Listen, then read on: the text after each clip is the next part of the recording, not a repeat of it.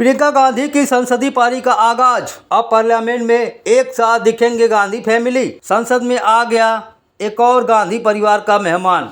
पहले माँ, फिर बेटी, फिर चेला और अब बेटी। गांधी परिवार के 4 सदस्य पहुंचे लोकसभा और राज्यसभा।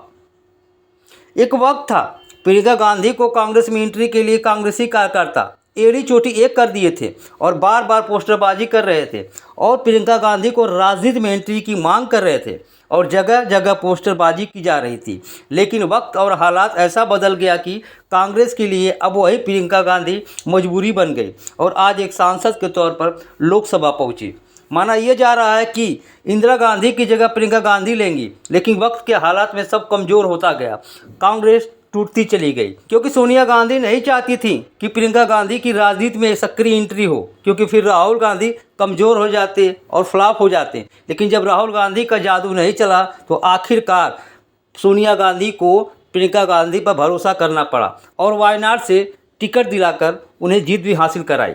आज उनका लोकसभा में पहला दिन था, लिहाजा वो भी खुश नजर आ रही थी। प्रियंका गांधी वाड्रा ने वायनाड सांसद के तौर पर शपथ ग्रहण ली। लोकसभा सांसद के तौर पर शपथ लेने के लिए राज्यसभा सांसद अपनी मां सोनिया गांधी और लोकसभा में नेता प्रतिपक्ष राहुल गांधी के साथ पहुंची हुई थी। उन्होंने शपथ ग्रहण के दौरान राहुल गांधी की तरह ही अपने हाथों में संविधान को पकड़ा हुआ था। प्रियंका गांधी वाड्रा ने वायनाड सांसद के तौर पर शपथ ग्रहण कर लिया। इस दौरान उन्हें अपने हाथ में कांग्रेसी सांसद अपने भाई राहुल गांधी की जो संविधान की प्रति है बार बार दिखाई दे रही थी और बार बार वही संविधान की प्रति दिखा रही थी। वह अपनी मां सोनिया गांधी की मौजूदगी में बेहद खुश नज़र आ रही थी। उन्होंने मीडिया से बात करते हुए कहा कि आज मैं बहुत खुश हूं जो मुझे इस तरह का एक मौका मिला है। लोकसभा सीट पर हाल में ही संपन्न हुए उपचुनाव में धमाकेदार जीत हासिल की थी। उन्होंने सीपीआई के सत्यन माकेरी को 4,10,000 से ज़्यादा वोटों से हराया था। वहीं उपचुनाव में अपनी जीत के बाद उन्होंने सोशल मीडिया प्लेटफॉर्म एक्स पर लिखा है, आपने मुझ पर भरोसा जताया है, इसके लिए मैं बहुत ही कृतज्ञ हूं और अभिभूत भी हूं। यह सुनिश्चित करूंगी कि समय के साथ आप वास्तव में महसूस करें कि यह जीत आपकी जीत है और जिस व्यक्ति को आपने प्रतिनिधित्व करने के लिए चुना है वह आपकी आशाओं और सपनों की।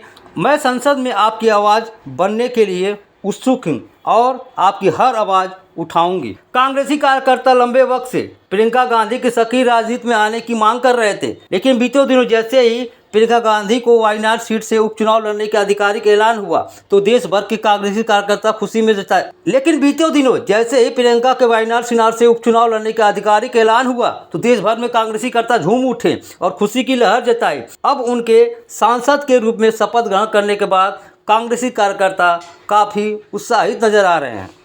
आपको बता दें कि साल 2019 में पूर्वी उत्तर प्रदेश का प्रभारी कांग्रेस महासचिव नियुक्त किए जाने के बाद प्रियंका गांधी वाड्रा ने राजनीति में एंट्री की थी।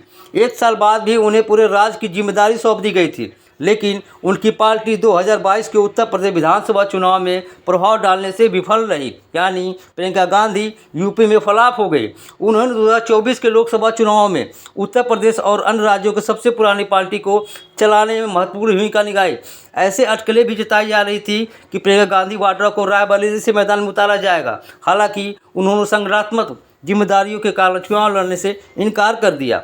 बहरहाल गांधी परिवार का एक और सदस्य संसद में पहुंच गया है और लोगों को बेसब्री से इंतजार है आखिरकार संसद में प्रियंका गांधी क्या करती हैं और उनको भी इंतजार है कि हमारी जो सांसद बनी हैं वायनाड सीट से वहाँ पर कितना विकास होता है। अब देखने वाली बात होगी प्रियंका की राजनीति की नई पारी की शुरुआत से कांग्रेस को कितनी संजीवनी मिलती है।